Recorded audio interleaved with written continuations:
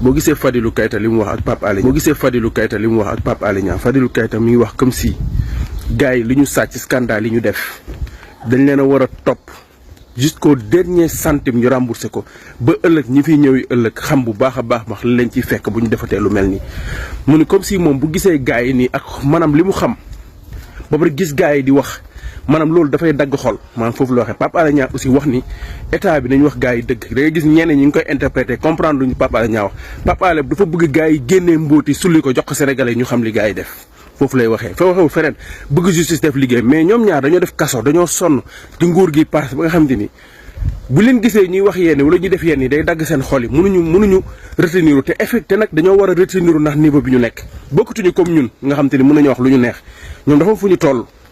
am na wax yoo xam te ni waru leen wala yenn bind yi mais aussi da nga leen di comprendre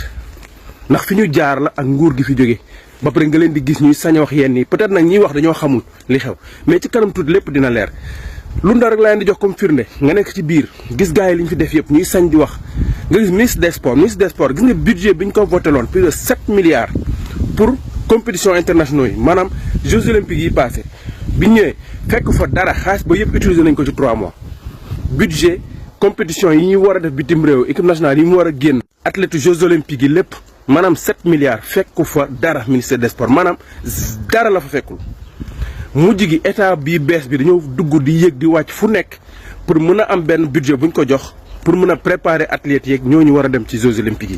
yi ñu jox leen seen budget seen xaalisu préparation ak seen xaalis préparation athlètes yeeg ñëpp ñu jox leen seen xaalis bi ñu war a préparer Jeux olympiques yi mais bu état bi jugul woon taxaw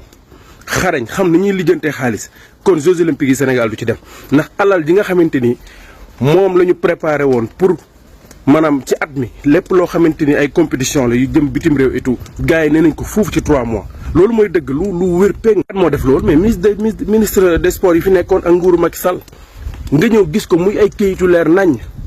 Lat Diop mi doon rëy làmmiñ di saaga Ousmane Sonko jël ay saagakat di leen fay jël LONASE def fa lam fay def Lat Diop def fa lam fay def ñi ngeen di dégg ni scandale yëpp genn wàll gépp moom la moo doon jox ñu doon jox saaga Ousmane Sonko xaalis moo leen doon jox xaalis moo leen doon fay par weer booy yëpp yi nekk ci TikTok bi moom mooy doon fay xaalis anamu depuis boobu ba léegi est-ce que dégg ngeen ko mu ubbi gémmiñam wax defkat yi ñi def dëgg du ngeen leen dégg ñu wax te nekkoon ci nguur Macky Sall du ngeen leen dégg ñu wax duñu wax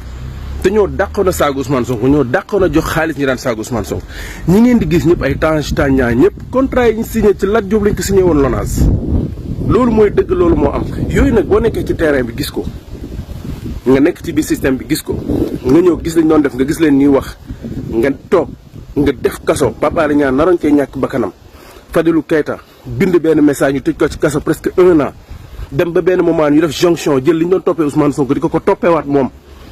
président Diomaye Faye yenn c'est écœurant dafa metti mais nag ñoom nañu xam ne niveau bi ñu nekk am na yoo xam ne waru leen bu ñu yëkkatee seen téléphone woo président Diomaye wax ak moom bu ñu yëkkatee seen téléphone wax président Ousmane Sonko wax ak moom am na yoo xam ne niveau boo xam ba fa tolloo yenn message balaa nga koy bind da nga koy xolaat loolu tam mooy dëgg bokkuñu ak ñun ñoom